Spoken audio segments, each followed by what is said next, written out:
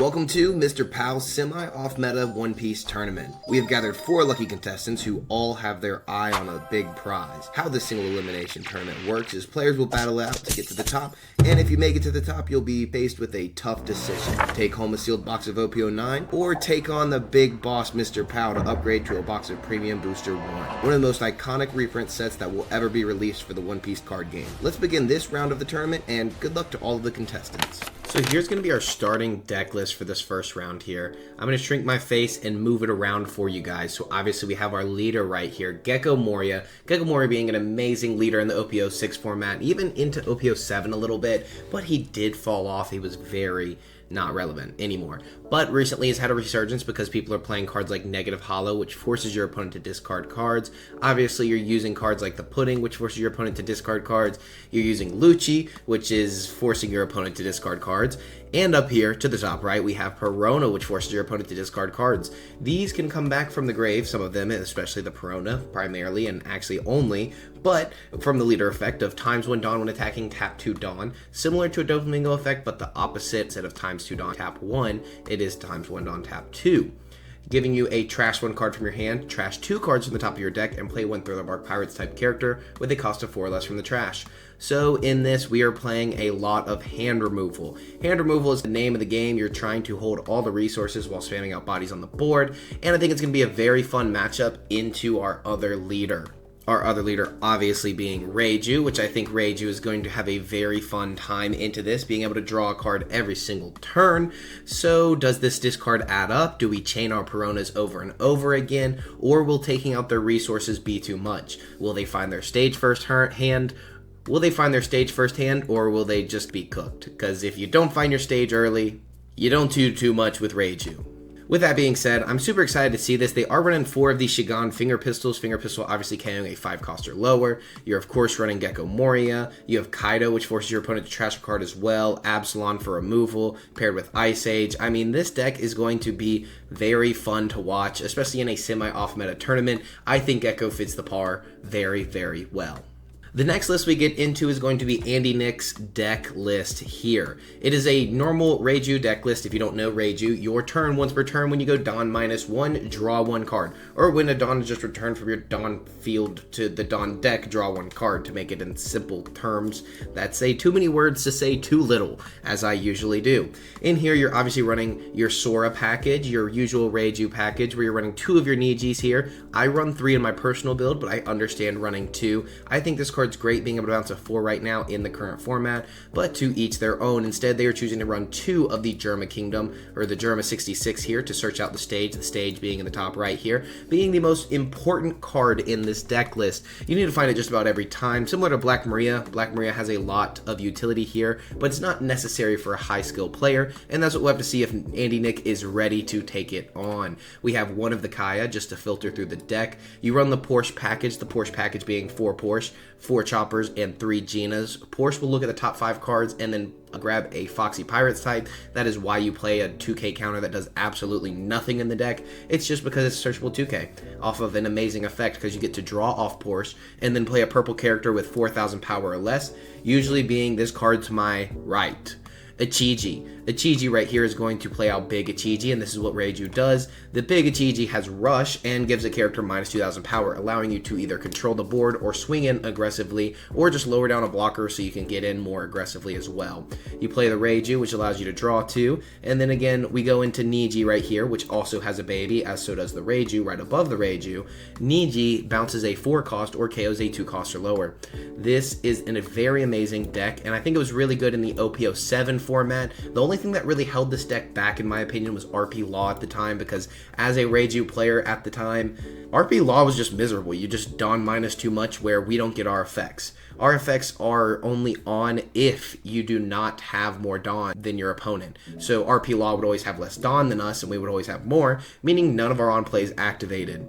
I think this deck is iconic if you started in that format or really soon in that format, similar to Gecko Moria. So I think there are 2 decks that are very on par with one another. I think, in my opinion, I think Reiju has the edge, just because even with the hand removal, I think they can just get resources back with their leader effect, but that does force them to go Dawn minus. So rather than taking cards out of hand, Gecko Moria is forcing our opponent to go Dawn minus. And so we'll just have to see how that adds up throughout the game, because I've never personally played the matchup against the hand discard Gecko. So we'll just have to see, guys. We're getting into round 1 right here, and we will see in just a moment. All right, we're getting straight into it. So we have Reiju. Reiju has just discarded, whoa, we just moved the whole thing. Just moved the whole stage right there. Grab the stage off the start for the German 66, and we call it a day, and we're good to go. We're off to the races here. We are seeing the side of Gecko Moria. Gecko Moria is obviously going to be really fun. They're going to force them to discard a card, getting the Black Moria out of hand. So that's going to be really cool. I can also tell you what they say. They pass turn over to the other player, and they drop the stage. We'll be able to get their point of view in just a second. I'll have to pause the game real quick. We'll wait till this turn is over, and then once it goes to our friend I Didn't Like It, who is playing right now as Pirate27901 from the UK, and we should be good. So forcing them to discard. No, they discard for the stage. The stage is gonna keep going, just finding them more cards. They find the Ichiji, and then drop the 2-cost Reiju. They get rid of that to draw 2 more cards. Their hands refilled. They're down to 2 Dawn, which is going to be very important here. Could you pause for me for just 1 second? Cool. Appreciate it. All right, so we're only going to get the point of view from the Gecko. The other one, his stuff's not working for the recording, but we will get the Gecko's point of view here, getting to see what they are doing. So we won't know what Reiju has, but we can keep up with it. I will give you guys a casting of what's going into the hand. They trash the Ichiji, take the life. So they trash the Ichiji off of the Brona effect. The Brona effect forces them to discard a card. We have the Reiju down to 3 life. This game is going quick, guys. They revealed another Ichiji off the top of the deck. That is going to be Little Ichiji. They get the trigger off the top, which is going to be probably good to...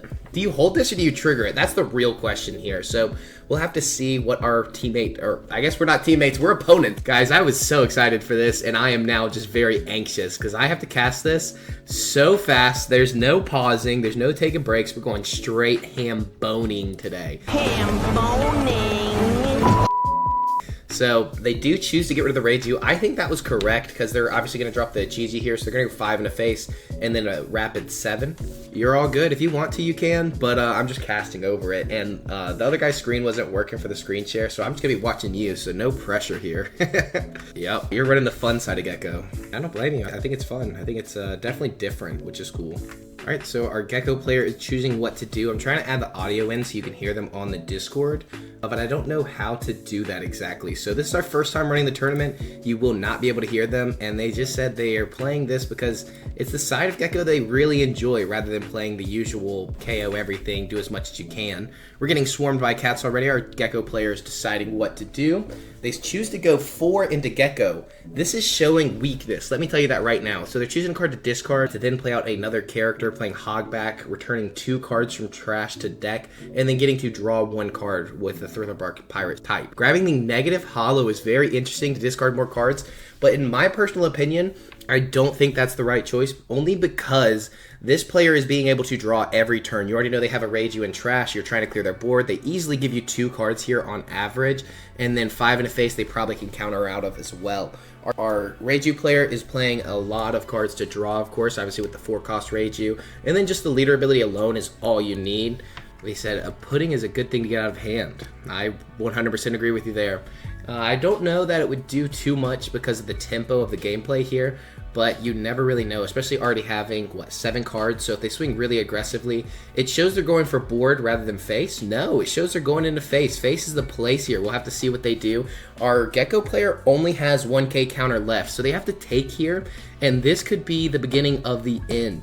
Seeing if they have another Ichiji, which we did see earlier, which no, instead they play Reiju. Reiju being very good to draw more cards, refill the hand, and that's going to be really tough for the Gecko. It's just like what we talked about earlier in the game. We're hovering over the Kaido here. The Kaido being really good because it will clear the Ichiji very easily. Our Reiju player is still searching. Oh my goodness. Gourmet God is going crazy with it. This is going to be some fun matchups all in all, so this is going to go very quickly and very fast to see. Well, I guess those mean the same thing, I guess, at this point. So we could go Perona in the negative hollow, get 3 cards out of hand, but then we can't clear the board because we're only on 8 Dawn here. We also have the Gecko Moria playing maybe the Cerberus and then into the Perona, but we grab the Perona out of trash, so we cannot grab that Perona. We could could go for Absalon from trash, rest, and then the active Cerberus blocker to then clear out the Tony Chopper blocker, and then swing 5 and 5 in a face. Because I think you have to go aggro in a face, ignore the Ichiji at this point in the game. They're trying to decide. You could also go Helmeppo Absalon, which I guess could be good. But you do know they might have another, or you don't know, but there's a chance they have another Ichiji. With how much filter they can do, I would not be surprised. So choosing to go 7 here, I think you have to get rid of something with non-counter, which is very good. They choose to give -3. Wow, that was very interesting. Not what I expected, but I can see why you would.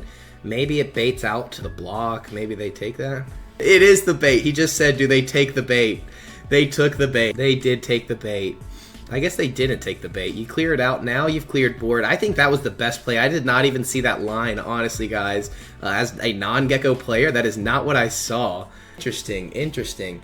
So we go straight into it here. We are in round 1. And again, remember, this is my first time casting a little mini tournament, especially with this much on the line. So usually I'm just casting myself, just talking a lot of smack. But here I'm kind of the middle ground guy. It don't matter who wins. I would love to see either deck win here, and I want both of my friends here to be successful. So this is very interesting, just watching over 2 players who aren't me. You know what I'm saying? So they could drop down the Ichiji here. They could be showing they have the Ichiji. Just going 7 into face saying, do you have counter? You don't. And you still don't get counter. That's game if he gets Ichiji. If he has an Ichiji in hand, he has the Ichiji. That's going to be GG's.